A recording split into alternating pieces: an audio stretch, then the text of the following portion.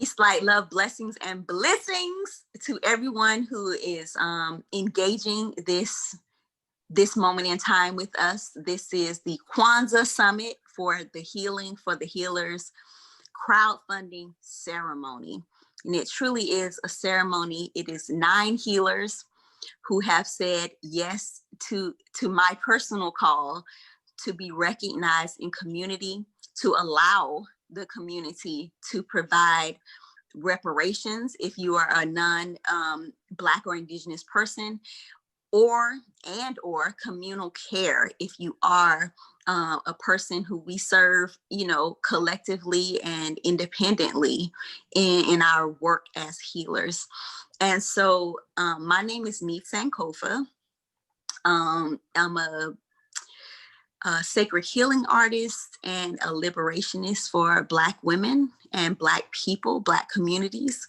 And I am so honored to be here in conversation and communion and community with my dear sister, my friend, a part of my sacred shaman circle, are really just beautiful from me, from the outside in, inside out, Regina Sewell.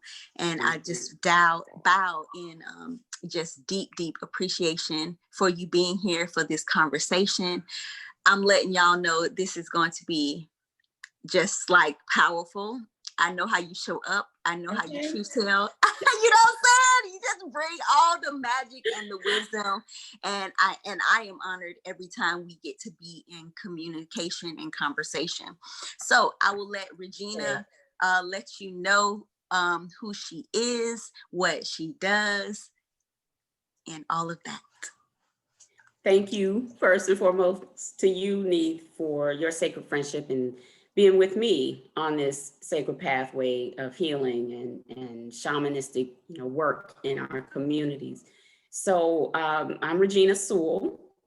For those of you who don't know me, I am a multi-passionate, visionary, healing artist, spiritual development counselor, friend, aunt, lover, all these things that are important to me in the world. And my work with connecting and serving others in our community has been with mental health counseling. So I'm a professionally trained, clinically trained mental health counselor who still works as a counselor.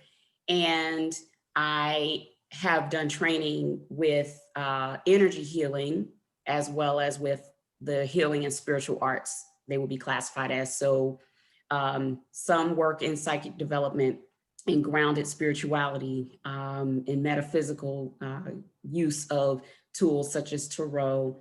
Specifically, the one that I'm certified and trained in is Voyager Tarot, but I'm familiar with Tarot in general as a tool for psycho and spiritual development of your being, because I know that it was through that mode that I was able to make some significant changes in my life, to see things differently, to be able to articulate some things in my head that maybe I didn't have the words for, but the images, the pictures, the oracles gave me more information about how I could see things differently, how I could do my life differently and still work, but also be sustained and fulfilled and with joy.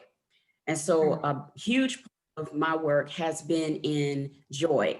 I often say joy is the journey of you, because it's not without the ebbs and flows of life. Joy does not come just from being happy. It does not come from just in a field of daisies. The joy is, yes, it's without ceasing when you know where and how to access it. It can be the snap of your fingers accessible, but it comes with life and it comes with the stuff of life. So my journey has led me to this point of encouraging women, people in general, particularly now Black people, on our journey and ownership of our joy. It's in our DNA to be just that.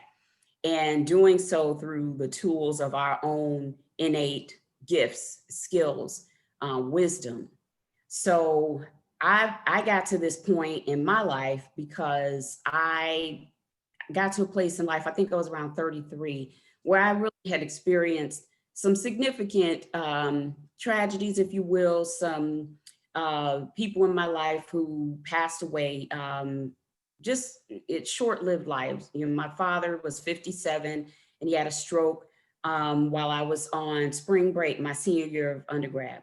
Mm. And so it was like the joy of my life that he was going to see me graduate and walk across the stage, you know, but physically he was not there for that. Then in 2005, so that was in 1996. In 2005, my sister, who was pregnant with her second child, passed away in childbirth, giving birth to her child. She had a high-risk pregnancy. And her child lived. She has two children and their father who are still thriving and doing well. But it was such a blow to my system because, again, I was embark on this aspect of my journey where I was giving myself permission to be creative. I got accepted into a PhD program at UCLA to do ethnomusicology. And then this happened because it was going to be the joy of my life at that time that my was going to bring the girls out to California. We were going to drive up and down the coast and the beach. Stuff kind of planned out. So that didn't happen, at least not with them, not with her. They did visit me though while I was out there a few times. So fast forward, I didn't complete the PhD at UCLA. I stopped at the master's level, just feeling the need to regroup, come back home, which home is for me is Cincinnati, Ohio, or was where I was born and raised. And so I came back to Cincinnati out of a need to just be near family, connected again. And then in 2011, my mom dies by suicide. And that again, for me, was another critical point because I was going into my training as a counselor. And I was, she was on that journey with me. My mother was my first Reiki student when I started taking Reiki at home. She was my first energy client. She was totally into what I was doing, even though she said, it's not really for me, but I see this for you. And so that's all I needed to move forward with everything I was doing. And so it was those things, my family was really my rock, especially that inner family, my immediate family. And it was like, okay, why is this happening? And I'm trying to create some space and some joy in my life and do some things that are for me after having taken care of people, looked after people for a long time, made sure everybody was all right except me. Yes. And then getting to this place like, okay, I need to sit with this a minute. I need to sit with myself. So I think after my mom passed, I gave myself permission to grieve. Like, stuff fell by the wayside, bills fell off. And, this is honest, because I think a lot of times we think we have to keep everything together. When people pass away or things change and shift, sometimes you can't. It's very difficult to do. And I'm not going to be anyone's judge of that because I've experienced that myself where stuff just falls apart because it has to. I can't hold these balls up in the air anymore for myself. So I'm going to let them fall to the side while I sit in this and grieve. And about 6 months, that's what I did in the home of my birth. Or where I was raised, grieved, did a lot of spiritual work with saging, did some chanting, allowing myself and my mother's spirit to free itself from space, and using the tools that I'd been, training with as far as the spiritual development that I received. I had moved, that I received in California from say 2014 to 2016 to move through some things during that time in my life. And then, or after she passed, to move through more. And then to get to a place where it's like, okay, what is this really about? Because it's not just about me.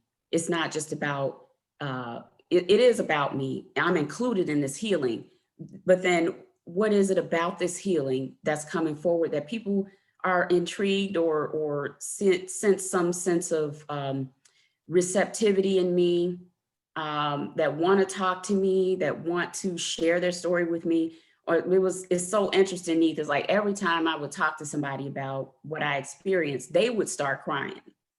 They would start crying. I'm sitting there like, okay, you know what I mean? Like, oh, it's so, and I'm confident now, it's okay. I'm doing okay. I'm doing fine.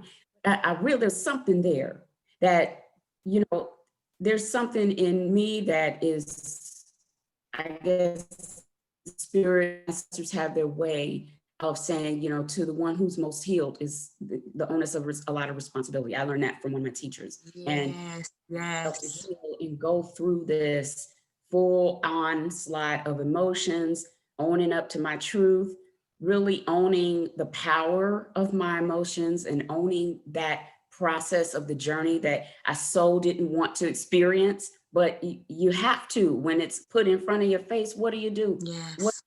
You can't push it to the side. As much as sometimes in our society and our culture people do, or they try to, but then, this is what happens. And then it comes out in relationships, it comes out in your work. So it was for me to say, I get to experience grief.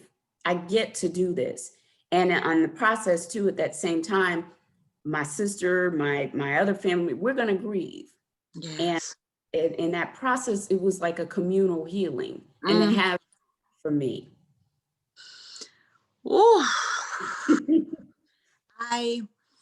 we have been friends for many years, and I have heard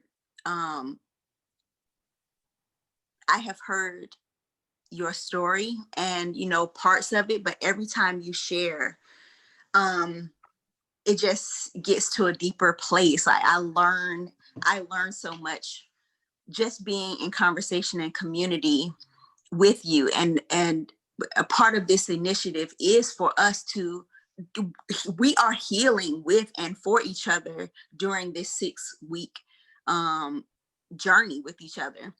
Right. And what came up so strongly about the beauty of you sharing yourself with others, because you can, everybody who's gone through a healing journey, we have a choice. Yes. We can, and neither one is wrong, or right. And it's cyclical even, right? Sometimes right. Like I have to just be in my own healing journey. And if I'm called to share, then I do that for where and when and for how long it feels resonant to me. Yes. But the thing that really came up for me, especially when you're talking about people crying when you share your story, it's because we don't have places to grieve. Right. We do not have places to grieve, and it's not okay, right? It's not okay to cry. Yeah, it's okay. It's not okay. It's okay to be frustrated and mad and hurt. And yes, and lash out, emotions. But to be crying and, it's like weakness, vulnerability, never let them see you sweat mentality, and it's just like, no. Yeah. No. I'm going to cry if I'm sad, and I'm not going to do the pretty cry if there is a such thing as a pretty cry, or people say, right. I'm not the ugly cry, but whatever. Yes. Whatever.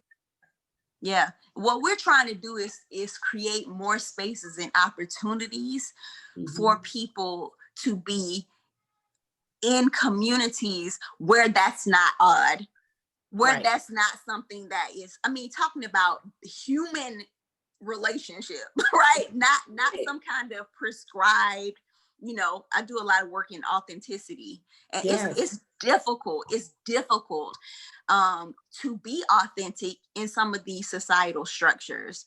It's just, it throws people off if you even are authentic. If you just show up, and not the roles that we think we have your body's not held the right way. Your voice is not articulating, and the rhythm of your voice is not.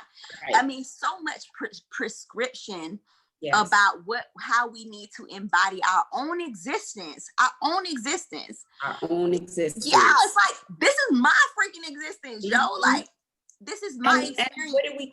I'm not saying that I don't believe our emotions should lead us, but they are there to help us to express, to help us to heal.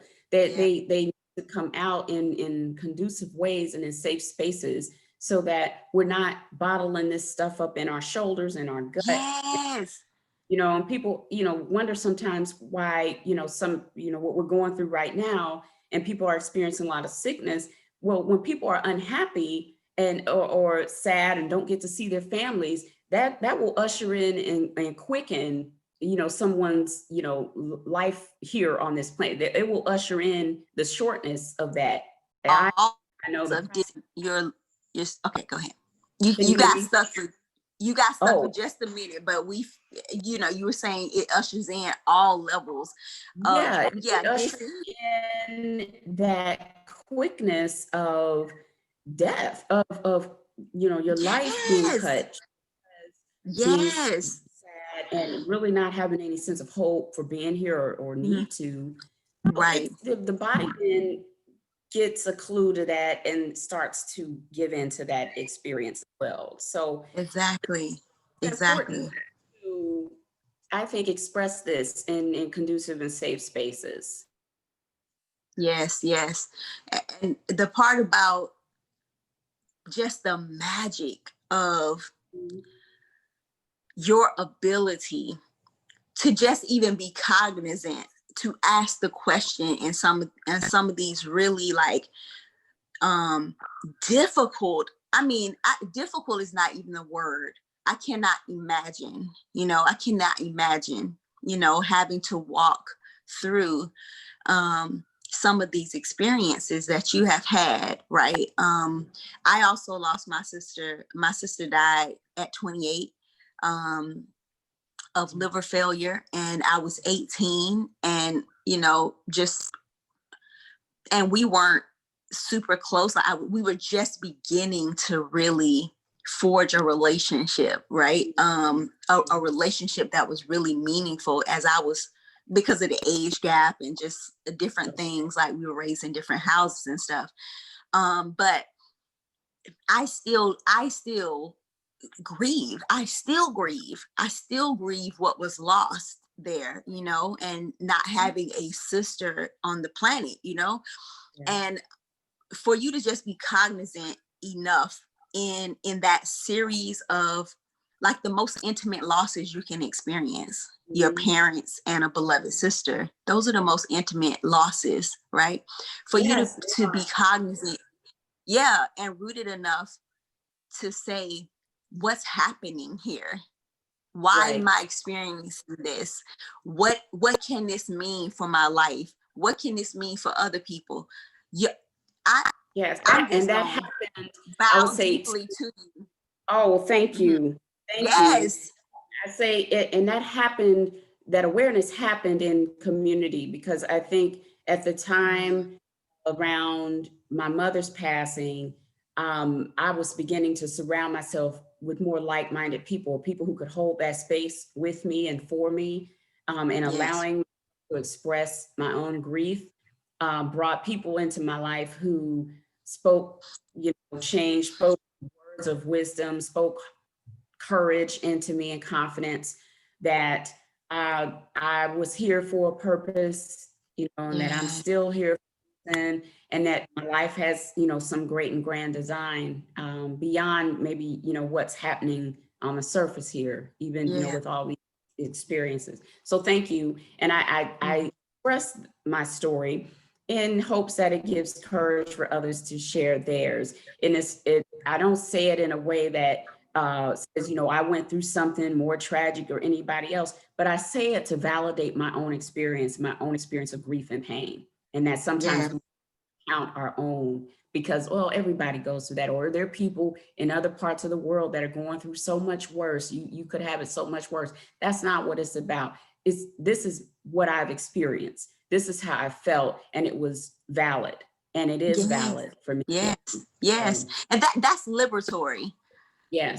That to share your story and to validate your own experiences, that is liberatory. It's liberatory, right? Because because we're told that that's not something that's that people want to see, that, you know, people don't want to see the snot running down your face. Oh, yeah, right. But this is real, yo. This is real. This is real life. And the what I just find incredible about your approach to your own work, Joy, is like that specific,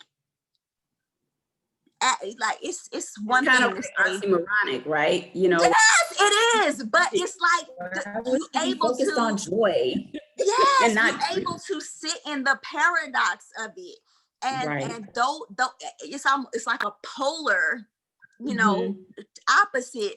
But if you can find joy there, you can find joy there, and I mean, it's and the that wholeness. is just I like to say the wholeness versus the paradox. Not that that's wrong. It's just wholeness of joy, because like I said in the beginning, it's not just rainbows and waterfalls, you know, and daisies in the field that you get to this place, that you get to experience joy when you experience this other stuff too. When you realize that you can still experience joy, taking this journey, embracing it and embracing all that comes with it, that you know, and then choosing in those moments when you have enough awareness and enough, you know, people and community around you that will support you, that say, you know, there's something to this that's greater and grander than me, and that there's a reason for me to wake up every day and to go it again and try it again and try to do it again and again, you know, and to serve in the way that I do,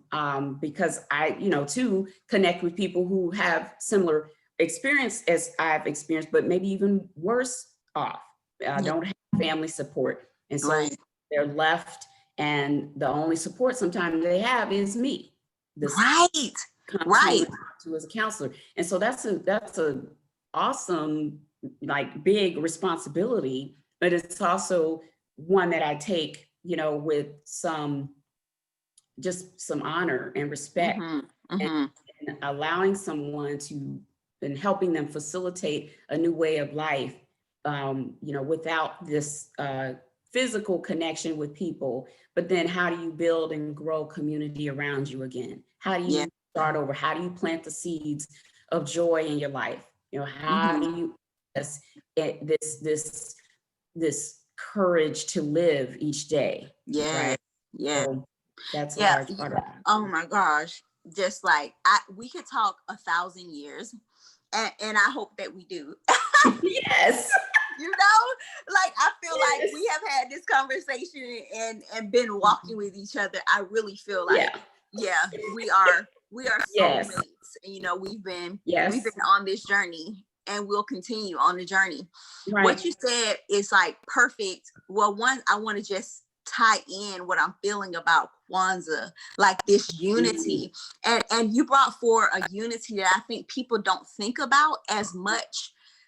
You know, when we think about Umoja, it's kind of like, it is community, and like we're one, but we're one in our human experiences. We are one. We are unified in our grief. We are unified by joy. We are unified by our humanity. And if we don't take that on, to really be there in our humanness, in our emotions, then we lose our connection to each other. We lose it. Yes. So that, I mean, just like that was, that came up like, wow, you know, there's so many different points of Kwanzaa and these principles that are just rich in there. And for whomever's watching this, whatever platform you engage it, I hope that you share what you feel coming up, you know, as far as that, I feel Kujichagulia, you know, self-determination, saying I am worthy of my own experience, and to share that and know it is worthy. I get to share it, I get to express it, I get to experience it, I get to speak up for it, and I get to evolve from it if I choose to, and when I choose to. I get to do this. I get to experience, just like everybody else. Everybody else might have another way. You know, they might go through, you know, people talk about the stages of grief, and, you know, the denial, the anger, all that. It's not a linear process. Healing isn't a linear process, right? There's still some back and forward that happens even in my life as I'm healing and uncovering these other aspects of myself. But the more that you gain, you know, in experience and awareness and, you know, sharing, it's like you step up to another level or another. Yes. Yes. Right. It's a spiral, Yes, it you know, is. It just goes it around spirals and it up, gets and deeper. sometimes it spirals down. Right. Yes. Yeah, Mhm. exactly. And that's the importance of like, that was a beautiful segue, right? To talk about Yeah. something that's really, really important to say in the midst of this crowdfunding ceremony that we're doing, not only to give people an idea of like, who are these beautiful beings? Like, what do you do? What does that mean? Healer means so many different things to so many different people. And it's not monolithic. It's a Right. very complex, you know, it is out of lived experience and out of, you know, deep study of self and under people who have, you know, learned before us, learned modalities before us. The thing about it is though that I personally, and I know you want to let people know and understand, is this is a choice and it's a sacrifice, right? It is a sacrifice. Yes, it is. It is a Yeah. sacrifice. It is. Yeah. It's a, because I didn't grow up thinking I'm going to be a counselor. I never grew up. I was going to be a singer songwriter for Michael Jackson and Quincy Jones. I was going to be a singer songwriter. I was going to move to California, and I had all these songs that I'd written, and I'm write them, and they're going to inspire the world and all these things. So I had a, you know, very creative bent, still do, in music and in writing. And I thought that would be my way. I knew very early on too that even if that is my way, I'm not signing any of these record contracts so you can own me and, you know, have my creations. So I think a lot of that may have kept me from going full-fledged into that. Yes. But experience also too opened up another aspect of myself that was already there that I didn't even really know, which was kind of cultivating and grooming in my home that was already happening with my parents. They were, you know, where people did come and speak. You know, they felt safe. They felt received. They felt like they could be safe. You know, my mother always had a pot of coffee on or some cake or pie. My father, you know, would talk to the guys, my cousins and my family. It was always a place of safety where people could be themselves. And so that was happening as I was growing up and caring for people. My father taking my mother's aunts every month to do their, you know, get their money, pay their bills, things like that. He didn't have to do that. He just did it because he liked being with them. He liked hanging around. And I would, you know, follow sometimes. And so I saw, you know, this stuff was stuff that I was already doing that I wasn't really fully aware that this was something I could do. So it is a call, it's a sacrifice, especially when you choose to be very intentional about how you do it. I for one, know that I don't necessarily fit into a lot of the kind of, you know, formatted spaces and places online for tarot readers, things like that. And so that's often been my kind of back and forth with the spiritual community, even spiritual development community, is trying to find my space and then just getting to the point where it's just like, this is where I am. I'm going to kind of sit in that and see who comes, because I can't be you. Right. Them. And even, you know, that programming comes into even those, you know, it's like just the prescription on top of things that are supposed to be liberatory. You know, there's like, you have to do it this way, you have to look this way, you have to post this many times. Exactly. You know, and for those of us who are taking calls, you know, and don't get it wrong. I'm not squashing anybody's success. No. Like, you know, pushing, because you do in a lot of ways have to put yourself out there. I think it's the way, like you were talking about before, the way that has been prescribed to do it and to whom your audience should be, how often you should do it. That very prescriptive way has been, you know, that's how you get success.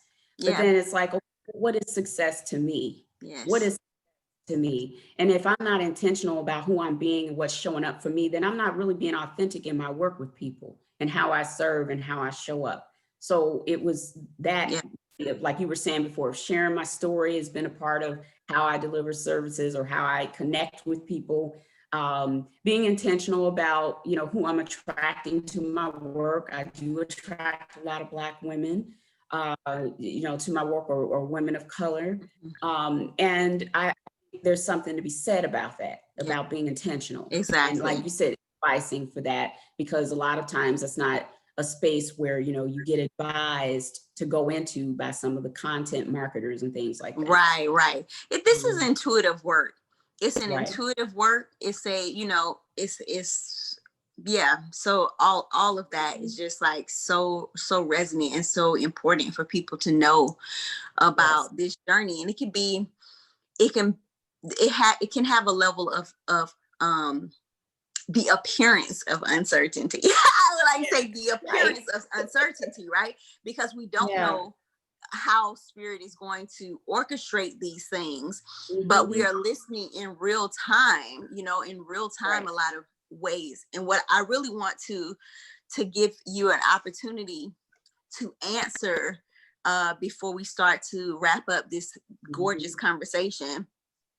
And I really think we should just continue to talk about it. Getting so good.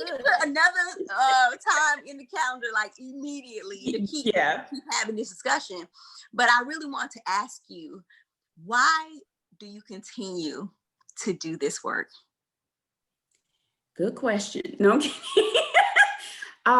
I do really believe it, and that goes along with a question that I've often asked myself, like, what keeps you here? And it may sound kind of morbid or morose, but you here on the earth. Serious. That's straight up real though. What keeps you here? And for me, I had to sit with it for a moment. It's my curiosity about what could possibly be next. I'm just that curious about, wait a minute, what if I, got up and did this and, did this differently? What's going to happen if? But, if I'm not here, I'm not going to know.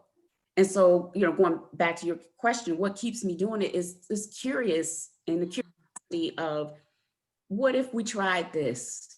What if I approached life or this situation this way?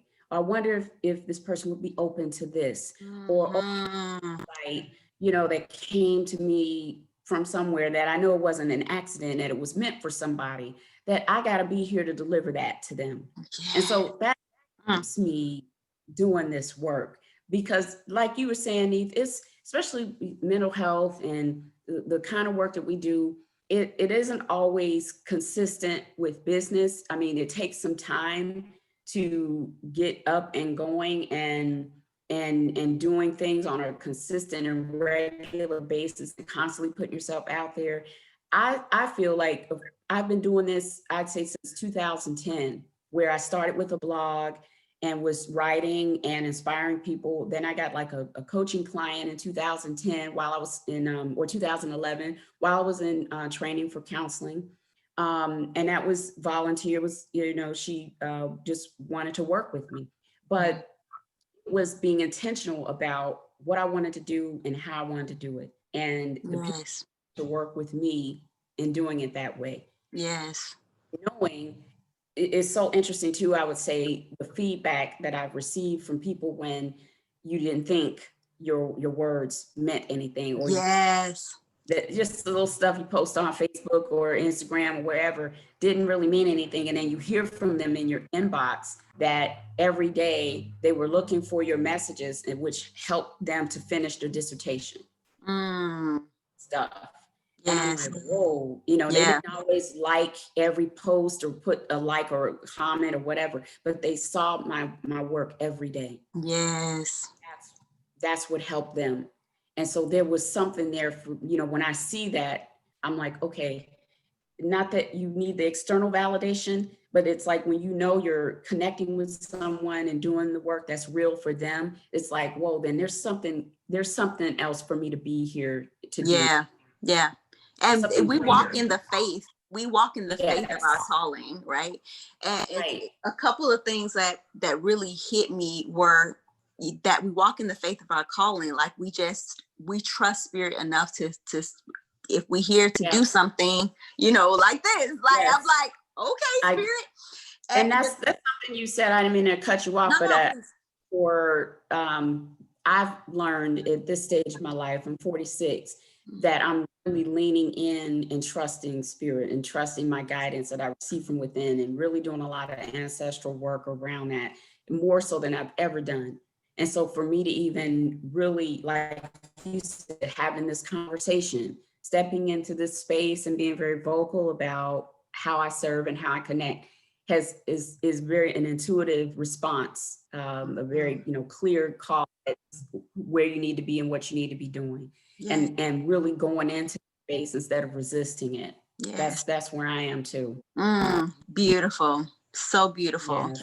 And the thing that I think is such a one, Mama Maya's, you know, what Oprah always says, like, you know, Auntie Maya Angelou said to her, you don't know what your legacy is. You don't know what your legacy is, you know, like how many, I know for me, embodied experiences of just witnessing someone or, you know, seeing someone, or one or two sentences that they said, like completely have shifted my entire existence.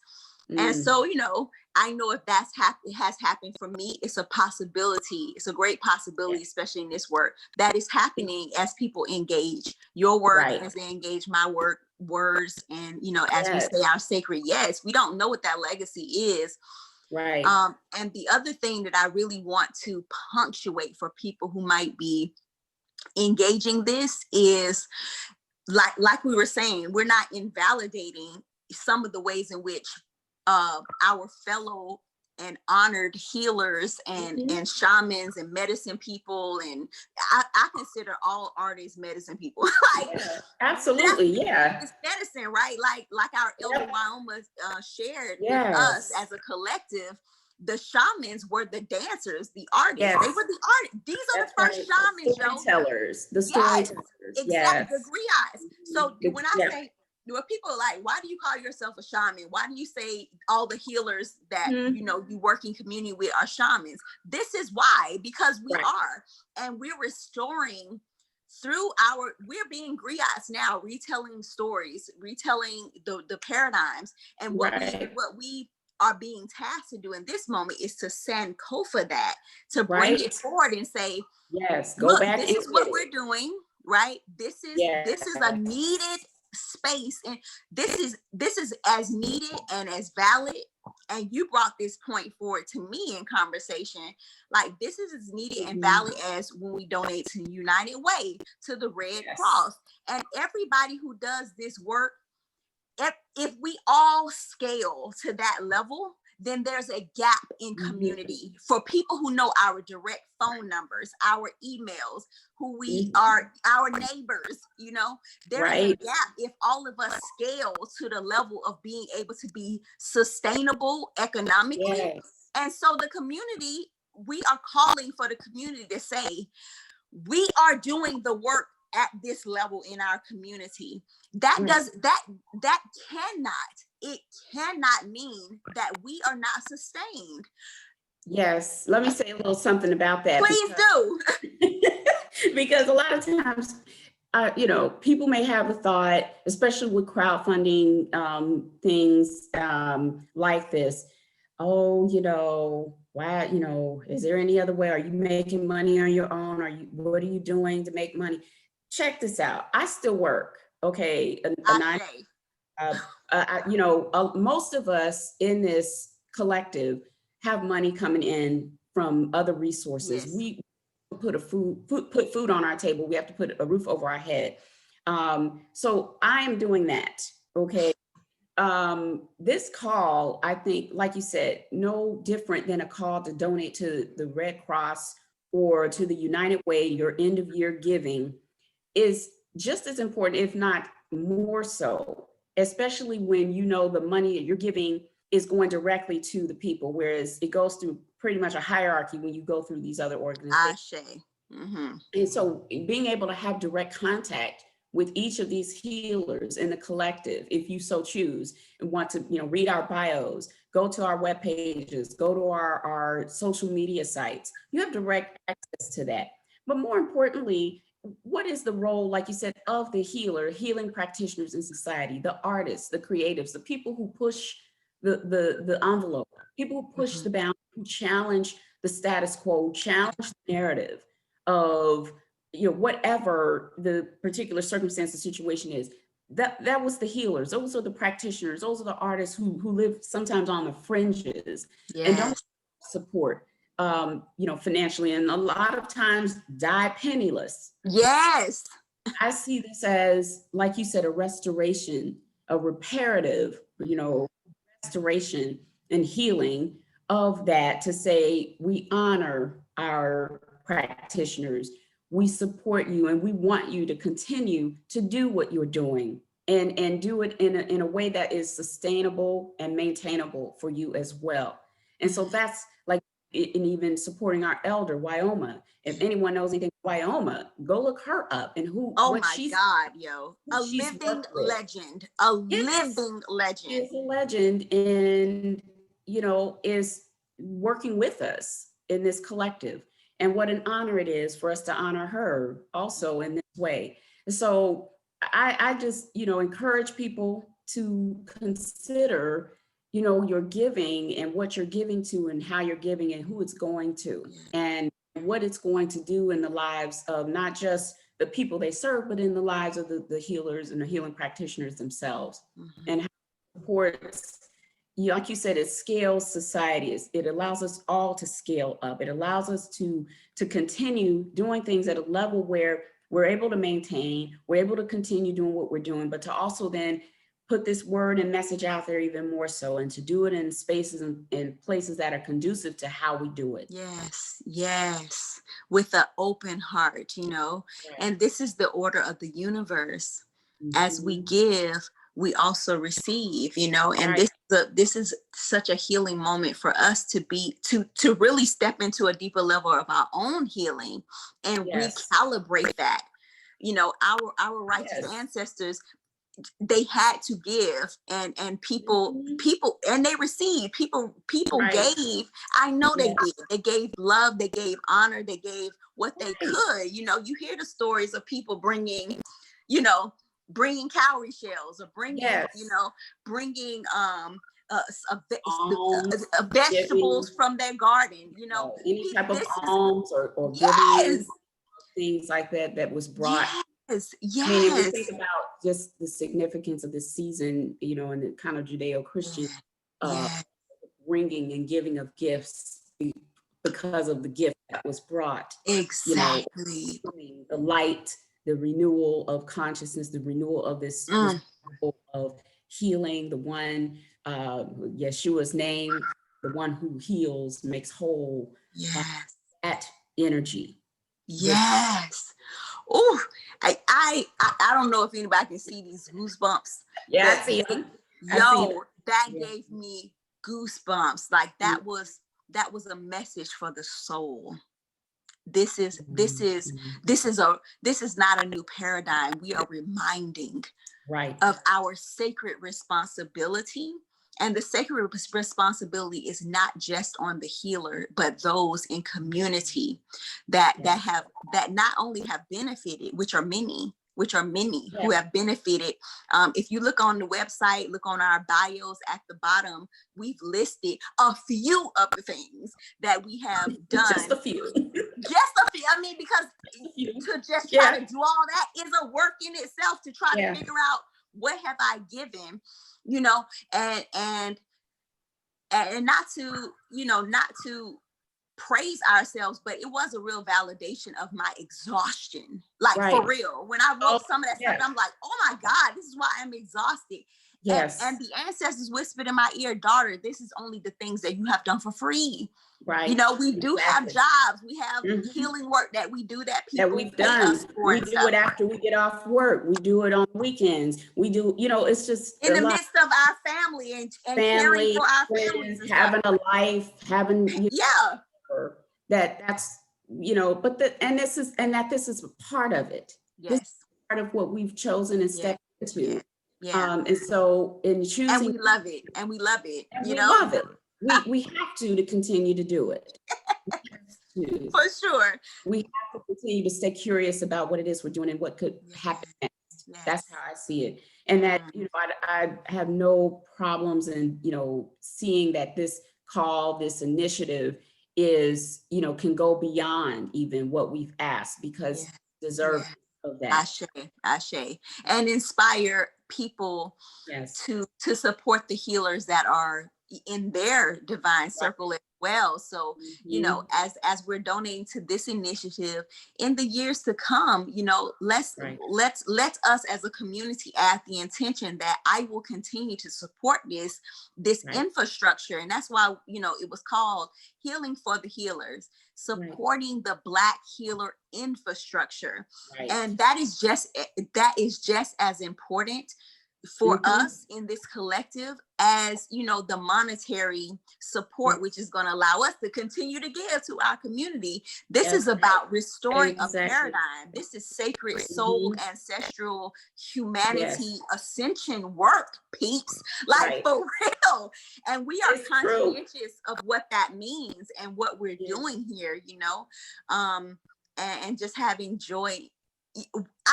You know, we have had so many conversations among the collective and with each other about what a gift this is to be in this moment, you know, what a gift that we are receiving for being in this sacred moment in time with and for each other and in sacred pause, the sacred pause. Sacred pause, you know. So as we, this has been everything, which it always is, fire. Right? Exactly. It's always like super fire, you know what I'm saying? Like, soul has been restored, holly, you know.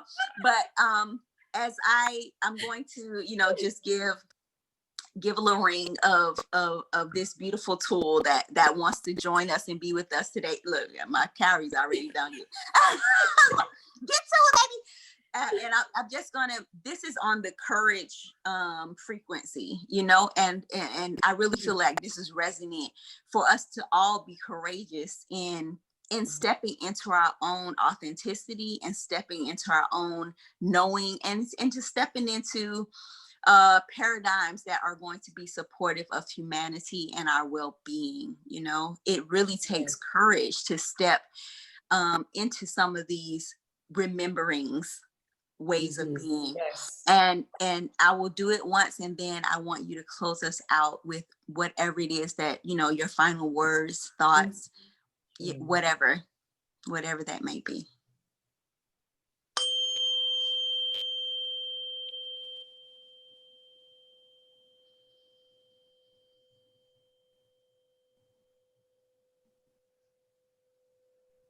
And we give thanks to each and every person, energy, spirit that views this, that sees this, and is inspired in their own lives to go out and share and be a part of the joy of living.